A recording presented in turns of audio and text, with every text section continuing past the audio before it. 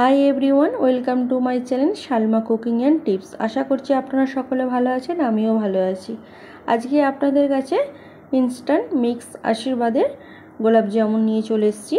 তো কোনো রকম সুজিও লাগবে না, ময়দাও লাগবে না, নো সুজি নো ময়দা ছাড়াই তো আশীর্বাদের গোলাপ জামুন বানাবো ইনস্ট্যান্ট মিক্স। তো এখানে আমি দেখতেই পাচ্ছেন আশীর্বাদের একটা প্যাকেট নিয়ে নিয়েছি আর গোলাপ জামুন এতে তৈরি করব ইনস্ট্যান্ট মিক্সের।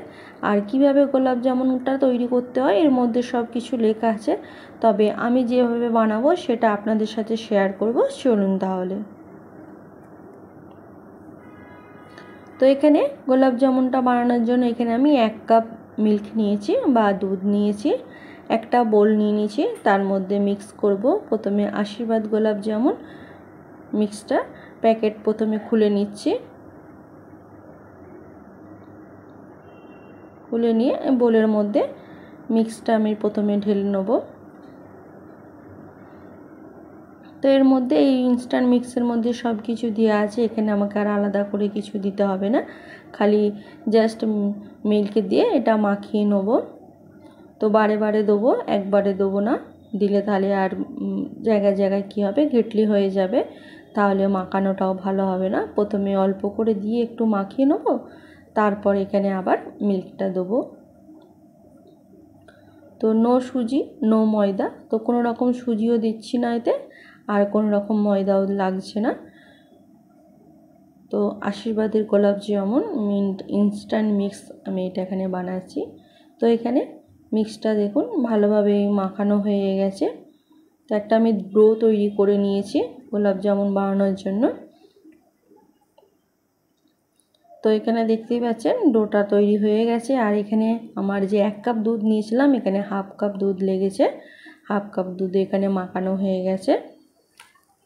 এরপর হাতে একটু ঘি নিয়ে নিয়েছি, ঘি নিয়ে ভালো করে ডোটাকে ডলে ডলে একটু মাখিয়ে নেব। এইভাবে হাতের মধ্যেও মাখিয়ে নিতে পারেন বা বলেতেও ঘি বেশি করে একটু দিয়ে মাখিয়ে নিতে পারেন। তো আমি এইভাবে হাতে করে ভালো করে মাখিয়ে নিচ্ছি, ঘিটা যাতে ডোয়ের মধ্যে ভালোভাবে মিক্স হয়ে যায়। তো দেখতেই পাচ্ছেন একদম ডোটা সফট হয়েছে। তো এইভাবে আমি ডো তৈরি করে নিয়েছি। এবার যে গোলাপ জামুনটা বানাবো, তো এটা একটু লম্বা মতন বানাবো আমি, গোল রাউন্ডের বানাবো না, আপনারা আপনাদের শেপ অনুযায়ী বানিয়ে নেবেন, যার যেমন ভালো লাগবে। তো আমার চ্যানেলে গোলাপ জামুনের রেসিপি আছে, তো সেটা হচ্ছে সুজি দিয়ে বানিয়েছিলাম। তো পারলে আপনারা চ্যানেলে গিয়ে গোলাপ জামুনের রেসিপিটা দেখতে পারেন। এরপর ওভেনেতে একটা প্যান বসিয়ে দিয়েছি, দেবার পর এখানেতে 2 কাপ পানি দিয়ে দিলাম। যেই কাপেতে করে দুধ নিয়েছিলাম সেই কাপের 2 কাপ পানি দিয়ে দিলাম, আর 1 কাপ চিনি দিয়ে দিলাম। দিয়ে এখানে আমি একটা শিরা বানিয়ে নেব। এরপর 2টো এলাচের দানাকে গুঁড়ো করে দিয়েছি, দিয়ে সবগুলো একসাথে মিক্স করে নিচ্ছি। এরপর এখানে ফুড কালার লেমন ইয়েলোর ফুড কালার নিয়ে নিয়েছি, নিয়ে ভালো করে এখানে কালারটা মিশিয়ে দিচ্ছি, দিয়ে ভালো করে এখানে চাশনি বানিয়ে নেব।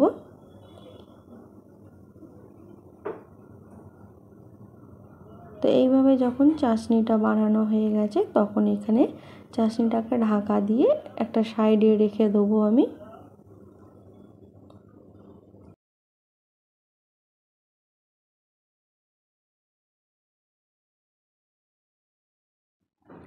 এরপর এখানে ডক্টর চয়েসের রিফাইন অয়েল নিয়ে নিয়েছি, নিয়ে প্যান বসিয়ে দিয়েছি ওভেনেতে, দিয়ে রিফাইন অয়েলটাকে ভালো করে দিয়ে দেবো এখানে গরম হওয়ার জন্য।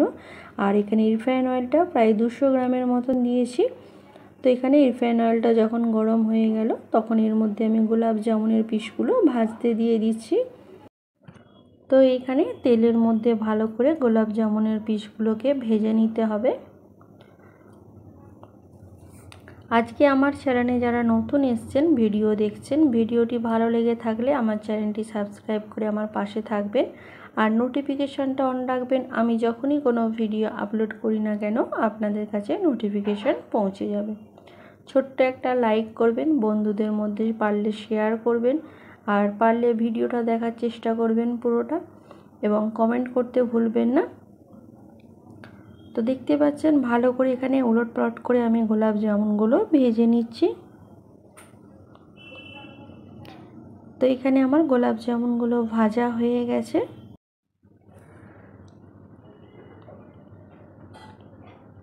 তো এখানে দেখতেই পাচ্ছেন গোলাপ জামুনগুলো আমার ভাজা হয়ে গেছে এবং কত সুন্দর কালারটাও হয়েছে। এরপর যে চাশনিটা তৈরি করে রেখেছিলাম সেই চাশনির মধ্যে গোলাপ জামুনগুলো দিয়ে দিচ্ছি, দিয়ে ঢাকা দিয়ে রেখে দেবো। এরপর যে বাকিগুলো ভাজতে বাকি থাকবে সেই বাকিগুলোকেই আমি আবার গোলাপ জামুন ভেজে নেব।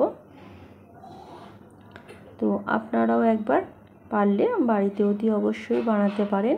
খুবই কম সময়ের মধ্যে বানানো হয়ে যায়। বাড়িতে কোনো আত্মীয় স্বজন বা অতিথি এলে, মেহমান এলে তো কম সময়ের মধ্যে এইভাবে গোলাপ জামুন বাড়িতে বানিয়ে দিতে পারেন এবং এই গোলাপ জামুনগুলো খেতে খুবই ভালো হয়।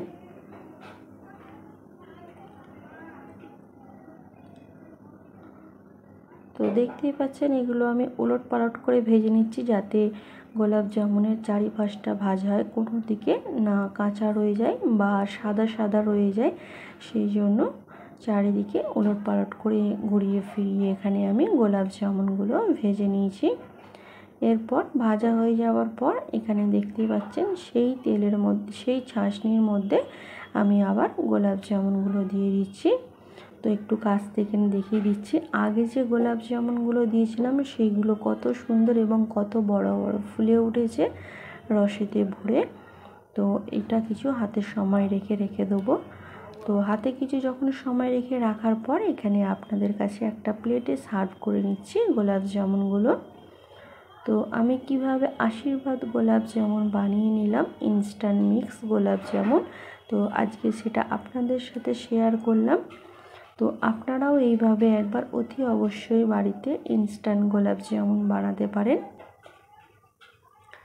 এত সুন্দর ফুলেছিল এবং এত সুন্দর নরম এবং খেতেও এত সুন্দর হয়েছে, আপনারা পারলে অতি অবশ্যই বাড়িতে বানাবেন। তো আমি এখানে একটু গার্নিশ করে নিচ্ছি পেস্তা দিয়ে। তো আপনারাও চাইলে এরকম পেস্তা দিয়ে গার্নিশ করে নেবেন। এবং আপনাদের একটা গোলাপ জামুন দেখিয়ে দিচ্ছি কত সুন্দর হয়েছে, ভেতরটা একদম নরম তুলতুলে মোলায়েম হয়েছে। তো দেখতেই পাচ্ছেন এই গোলাপ জামুন বানাতে না কোনো ময়দা লেগেছে, না কোনো সুজি লেগেছে। তো এটা ইনস্ট্যান্ট গোলাপ জামুন আশীর্বাদের। তো এইভাবে আমি আশীর্বাদের গোলাপ জামুন বানিয়ে নিলাম। আপনারাও এইভাবে একবার অতি অবশ্যই বাড়িতে বানিয়ে নেবেন। আজকের ভিডিওটি ভালো লেগে থাকলে লাইক, কমেন্ট, শেয়ার এবং সাবস্ক্রাইব করতেও ভুলবেন না। আজ এই পর্যন্তই, আবার আপনাদের কাছে নতুন ভিডিও নিয়ে আসব।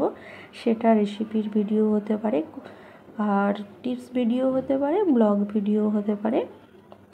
ভালো থাকবেন, সুস্থ থাকবেন, নিজেও সুস্থ থাকবেন, সবাইকে সুস্থ রাখবেন। Thanks for watching my video. Take care.